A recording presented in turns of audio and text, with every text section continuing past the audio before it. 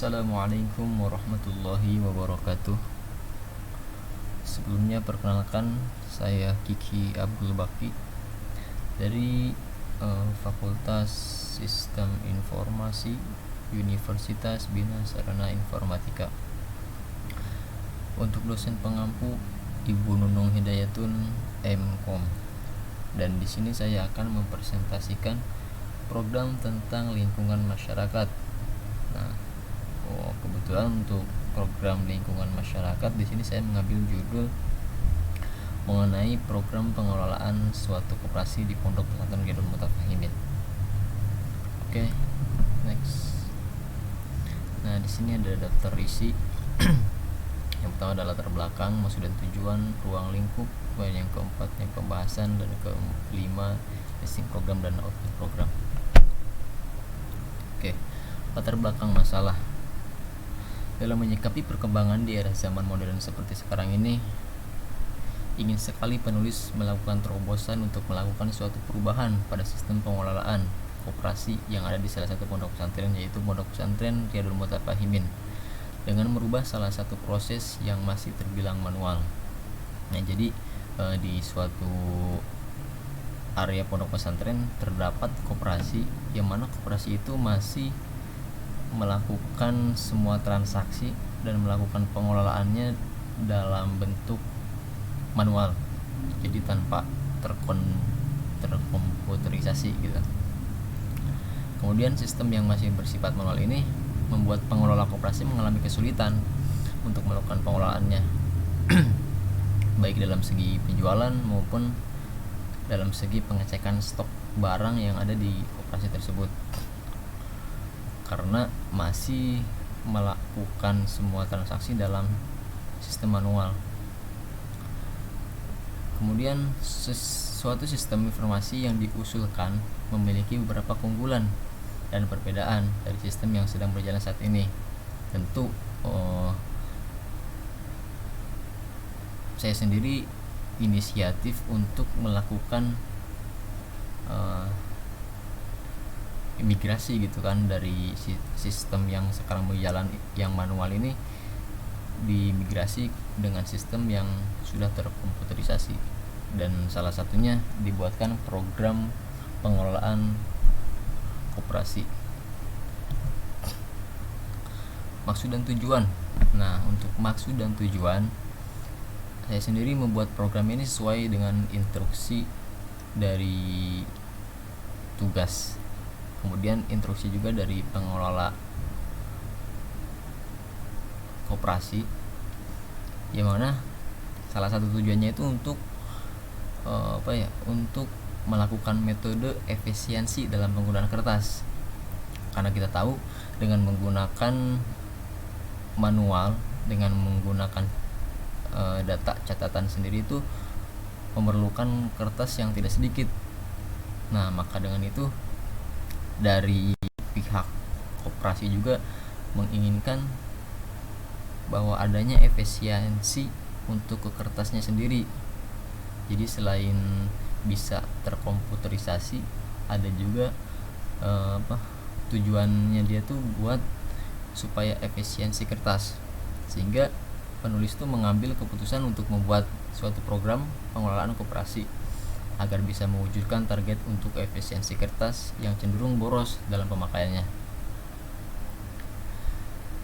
Dan penulis juga membuat program ini agar memudahkan pengelola dan klien, yang mana klien di sini tuh para santri dan lingkungan yang ada di dalam pondok pesantren tersebut.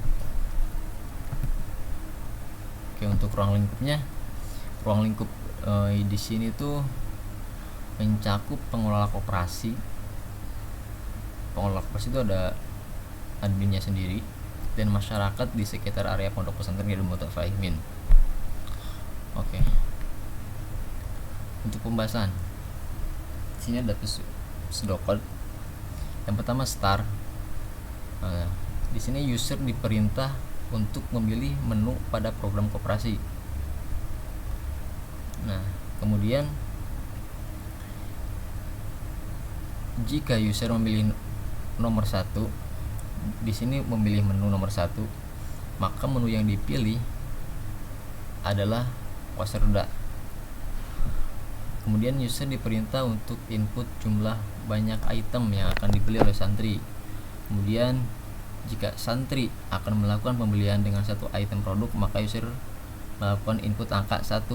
Jadi di sini melakukan input pembelian dengan beberapa item, bisa dengan beberapa item, 1 item kah atau 2 item kah, dan selanjutnya. Nah, kemudian petugas akan diarahkan ke proses input kode barang. Nah, jadi ntar di programnya tuh ketika si santri akan membeli barang, di situ udah ada kodenya sendiri. Jadi si user bisa juga petugas koperasi itu tinggal memilih kode barang yang akan dibeli. Kemudian setelah input data pembelian selesai, maka petugas koperasi akan diarahkan ke note pembayaran. Nah, kemudian petugas koperasi diharuskan untuk melakukan input uang yang dibayar oleh pembeli, dan jika uang yang dibayar sesuai dengan jumlah yang harus dibayar, maka tidak ada uang kembali. Dan sebaliknya, jika uang yang dibayar lebih daripada jumlah yang harus dibayar, maka akan dilakukan proses uang kembali. Proses selesai. N. Berikut flowchartnya. Jadi start. Nah, udah start nanti ada pilihan dari 1 sampai 3. Kalau pilih 4 untuk exit ke program, exit dari programnya. Jika memilih 1 sampai 3, jika yes, misalkan dia memilih yang tadi ya, misalkan dia memilih menu nomor 1, yaitu wasrda koperasi, maka dia melakukan input banyak item yang akan dibeli. Kemudian petugas menginput kode barang.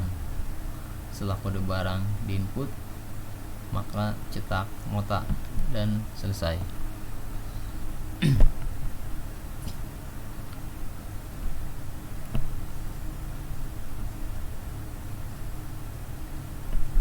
Untuk shortcode-nya seperti ini: file header dan deklarasi.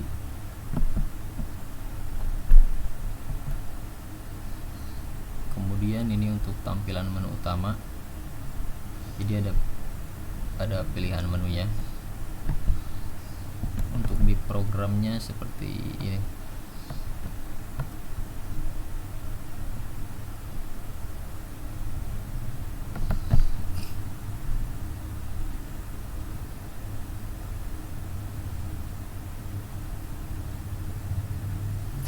Nah, di sini si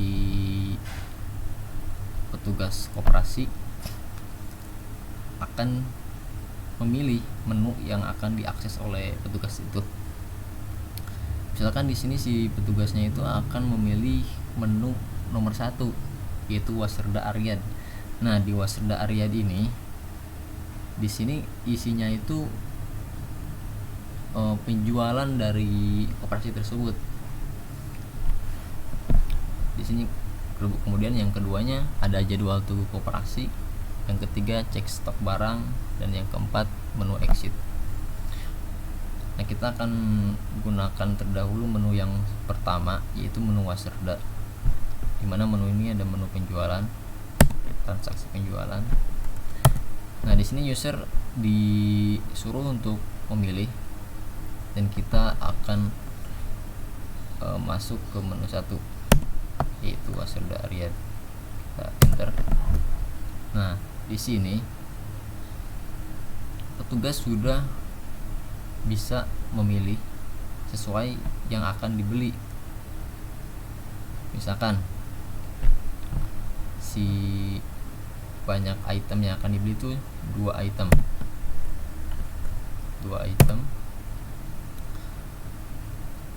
Item yang pertama,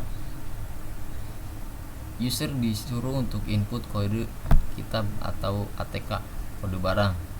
Nah, misalkan si pembeli akan beli Al-Quran At-Taisir dengan kode barang A. Nah, maka si user tinggal ketikkan A, tidak perlu mengetikkan nama barangnya itu sendiri. Misalkan A, oke, enter. Banyak barang, berarti kan banyak barang yang akan dibeli. Misalkan akan membeli 2 barang. Oke. Kemudian item yang kedua misalkan akan membeli kitab Safinatun Najah. Oke, kemudian user misalkan akan membeli kitab Tijan Ad-Daruri, ya maaf, dengan kode F dan enter. Misalkan yang akan dibeli 1. Nah, kalau sudah seperti ini, dalam artian banyak item yang akan dibeli itu udah sesuai, ada 2. Item yang ke-1 kode A, item yang kedua kode F. Kemudian banyak itemnya udah terisi juga, tinggal di enter. Nah, di sini udah masuk ke nota pembayaran, dimana sesuai yang tadi dipilih, pembeli akan membeli Al-Quran At-Taysir dengan harga 50.000 dengan jumlah barang 2, maka totalnya 100.000. Kemudian produk yang kedua yaitu kitab Tijan dengan harga 10.000 dengan jumlah barang yang akan dibeli 1 barang, maka tetap 10.000. Nah, untuk penjumlahannya 100.000 ditambah 10.000 maka 110.000. Misalkan uang yang akan dibayar 150.000. Nah, maka di sini harusnya ada kembalian 40.000. Oke, kita enter. Nah, ini kembaliannya 40.000. Sampai di sini nota pembayaran, transaksi pembayaran udah selesai. Nah, kemudian si user petugas koperasi akan diarahkan kembali nih. Apakah akan kembali ke home? Home di sini dalam artian menu. Misalkan oke, akan kembali ke menu, ya. Oke, kembali ke menu. Nah, kemudian kita akan masuk ke menu nomor 2, yaitu jadwal koperasi. Dengan menekan nomor 2 dan enter, di sini ada jadwal piket koperasi. Jadi si petugas koperasi sudah bisa melakukan pengecekan jadwal koperasi secara komputerisasi, tidak lagi melakukan pengeprintan dengan kertas, tidak lagi melakukan pencatatan dengan kertas untuk masalah jadwal piket koperasi. Jadi sudah ada dalam program ini. Kemudian kita kembali lagi ke menu. Di sini ada cek stok barang untuk menu yang ketiganya. Kita klik nomor 3. Nah, dan di sini stok barangnya bisa kelihatan. Berhubung si koperasinya masih baru, jadi jumlah stok kita masih utuh semuanya, belum ada terkurangi 1 barang pun. Di stok barang ada menu nomor stok. Nomor stok ini nomor stok masuk barang, kode barang, kemudian nama barang, jumlah stok barang, seperti itu. Kemudian kita kembali lagi ke menu awal, dan di sini menu nomor 4-nya exit, dimana ketika si petugas memilih nomor 4, maka otomatis program akan close. Dalam artian sudah tidak ada lagi penggunaan program. Kita coba nomor 4. Nah, ketika memilih nomor 4, maka user akan kembali diyakinkan apa benar, apa yakin ingin keluar. Kalau iya, berarti dia akan keluar, tapi kalau tidak, dia akan kembali lagi ke menu. Kita pilih ya. Nah, dengan seperti itu user telah mengakhiri penggunaan programnya. Ya seperti itu. Untuk di listing programnya seperti biasa, saya sendiri menggunakan file header studio, Ponyo, iStream, kemudian deklarasi variabel, char menu, pilihan, char kode, jumlah barang, bayar, subharga, terus ke bawah lagi. Di sini juga menggunakan fungsi menu.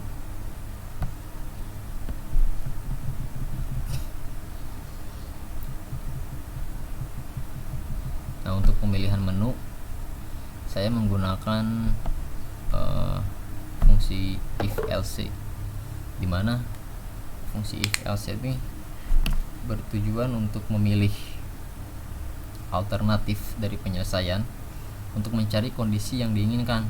Maksud yang diinginkan yang dipilih oleh user.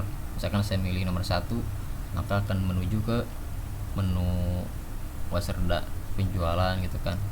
Kalau saya memilih nomor 2, masuknya ke jadwal tunggu piket gitu kan. Kalau saya memilih nomor 4, PT exit gitu. Jadi menggunakan if else dalam pemilihan menu.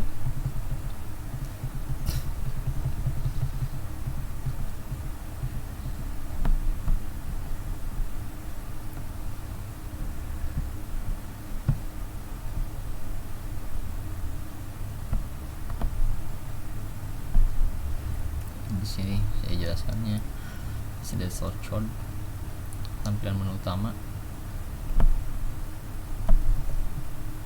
Kemudian ini pemilihan menu nomor 1.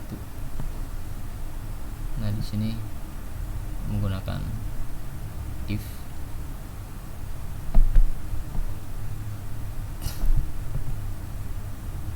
Kemudian ini juga menggunakan if selection dalam pemilihan barang yang akan dibeli, yang tadi di program tuh yang akan dibeli oleh santri itu. Di sini proses pemilihannya,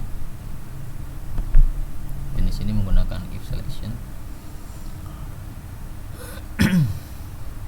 Nah, ini untuk menampilkan nota pembayaran. Kemudian ini itu untuk pemilihan menu nomor 2, yaitu jadwal tunggu.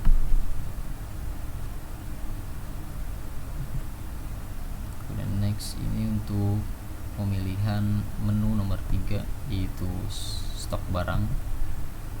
Dan ini untuk pemilihan menu nomor 4, yaitu menu exit.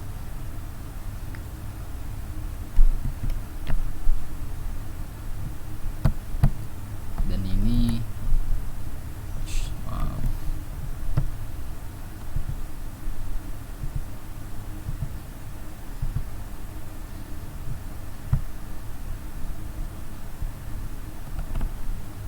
yang sudah saya jelaskan tadi di programnya langsung. Oke. Dari saya Kiki Abdul Baki, sekian dan terima kasih. Mohon maaf bila ada kekurangan. Wassalamualaikum warahmatullahi wabarakatuh.